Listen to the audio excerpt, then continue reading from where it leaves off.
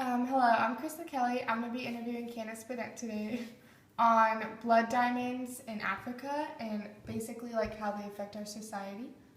Hi, my name's Candace. I am a history major at Golden West University in Huntington, and yeah. Okay, well, I'm going to start with our first question, which is how do blood diamonds affect our society? Blood diamonds affect our society because we're trying to bring light to the situation on how they're being mined, how they're being sold, how our economy is not profiting whatsoever from the purchase of diamonds because they are illegal, and where we do get them from, it's like people are being murdered from it and things like that. So we're not getting any money from it. The people are dying, like they're not being paid for it. So it's just a lot of illegal like transactions. Okay, my next question is what exactly are blood diamonds? Blood diamonds are any diamonds that are purchased without a certificate or a proof of like where it's being mined from. It also is a diamond that's mined during the wars through slavery. Okay. Sorry. My next question are where do blood diamonds come from? Blood diamonds they are originally from South Africa. Stop. In areas like Zimbabwe. Okay, this is not funny. In areas like Zimbabwe and Sierra Leone, it's any place in South Africa that it's like super poverty and that people are able to be enslaved without anyone really taking like notice or really like being accounted for. Okay, well, my next question is who benefits most from these blood diamonds? The rebel armies, basically it, because like I said before, like we as like the US or like anyone that are buying these diamonds are not getting any money. And the slaves are basically, I don't believe they're being paid like very little to like anything. It's by force.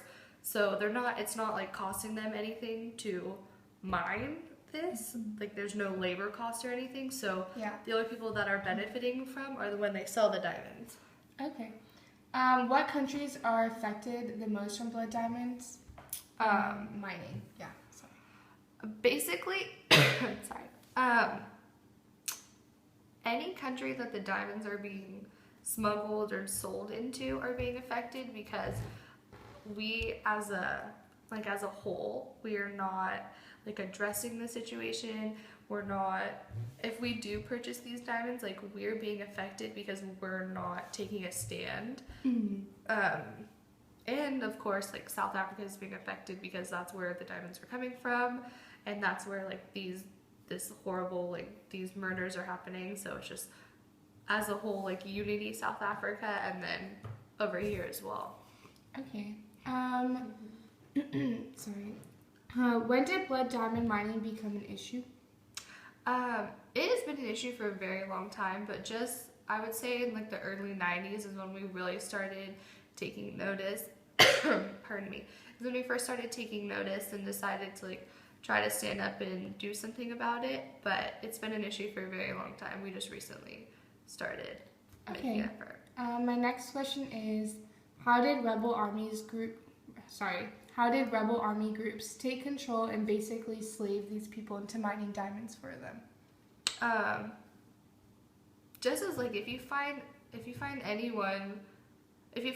big enough group of people in general that can take over, and especially in South Africa where there is a lot of poverty and there is a lot of people that can be influenced heavily, and if they were promised like a lot of stuff like better jobs and blah blah blah and like a lot of money which they're not paid whatsoever. So it's just a matter of they've taken it by force.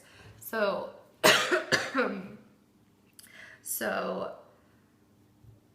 yeah, basically when they take it by force, like they're cutting off limbs or threatening to kill families, like raping their wives and things like that. So it's just taken by force.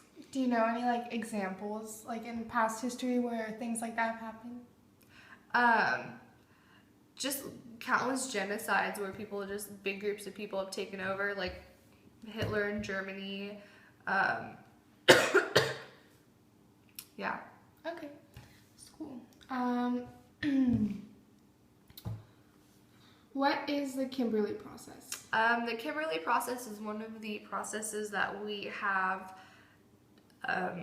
chosen to basically try to counteract these blood diamonds, because what the Kimberley process states is that any diamonds purchased need to have a certificate stating like where they came from, where they were mined, like basically verifying the fact that they are legal and able to be sold. That's cool. My next question is, which parts of South Africa are affected the most from blood diamond mining? I would say a lot of majority of South Africa are, but there are two really big places that we've come to learn that are the most manufacturer of these diamonds, and that's Zimbabwe and Sierra Leone. Oh, cool. Okay. Has there been any progress on stopping the production? Sorry.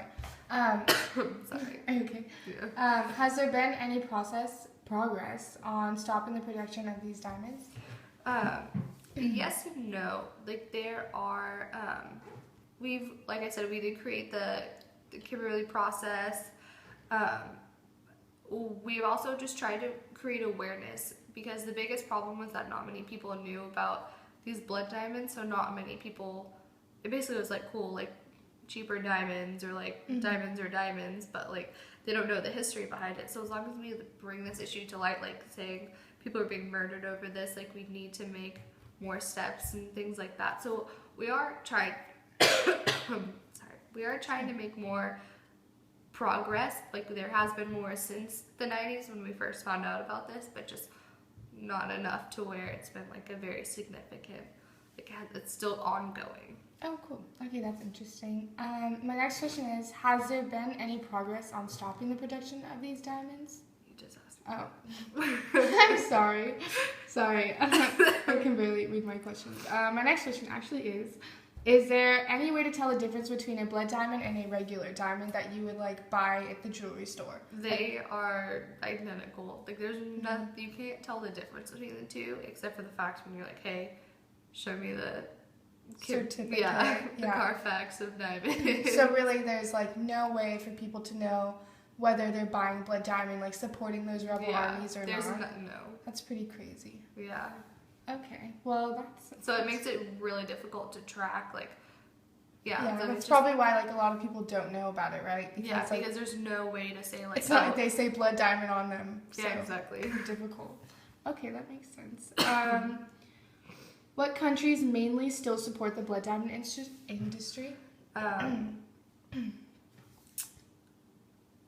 Basically, every country that purchases diamonds that are large, like people that do purchase diamonds, they're supporting blood diamonds because I'm so sorry. Like I've previously stated that there is really no way to tell which one is a blood diamond and what isn't, besides a certificate. But at the same time, like what we've come to see is that unless you're a like pro, like against, like basically if you're against violence, like then you'll ask for the certificate. But at the same time, it's like if you can get cheaper diamonds, like most people are going to get cheaper diamonds versus paying like top dollar for like non-blood diamonds.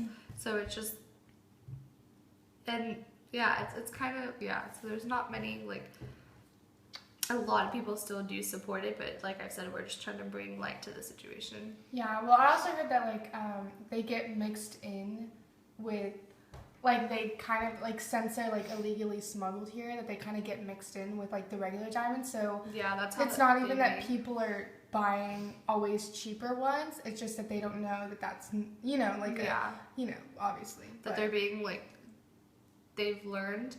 A lot of the rebel armies have figured out that if they just mix like a lot of theirs in with like actual like certified diamonds, that there's, like I've said, there's really no way to tell a difference. So they're getting they're getting the same amount of money, but through like being certified. So yeah, it's just they're still managed to get smuggled into the country regardless of whether or not they have a certificate or not.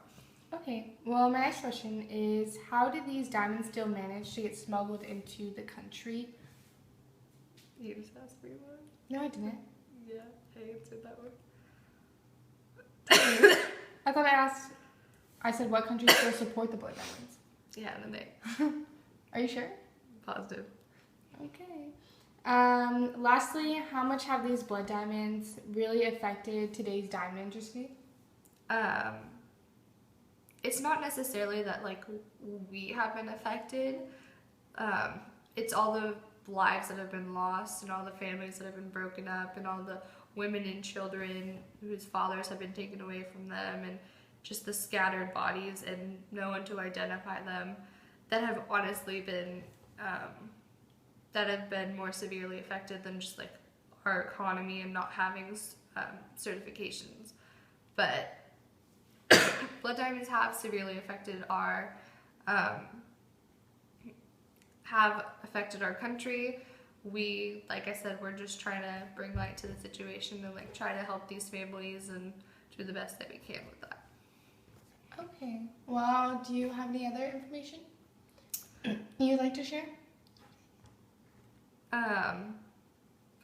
No, just that there are a lot of ways to get involved. So yeah, there are a lot of ways to get involved. If you'd really like to take a stand against these things, there are places that'll take donations and things like that to like try to get these families out of the situation. Do you know like if this is still like as huge of a problem as it was back then in the 90s? Like, has it been controlled a lot, or like, because I know like a lot of people think that they're that it's not a problem anymore, like they're basically done. Like people are like, oh, like that was something that happened, it's over with, you know. But like, do you think it still is continuing happening? Like, just really like, I mean, if there's no, it's one thing to like require a certificate, but it's another thing to like actually have people like an army or like South African police like go in there and like break it up. So I do believe that it's still ongoing and that there still are a lot of people being affected.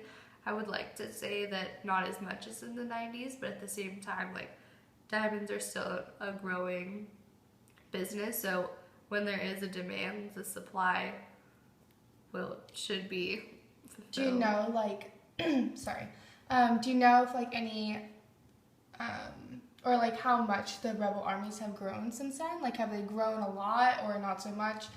Yeah, so answer that question first. Okay.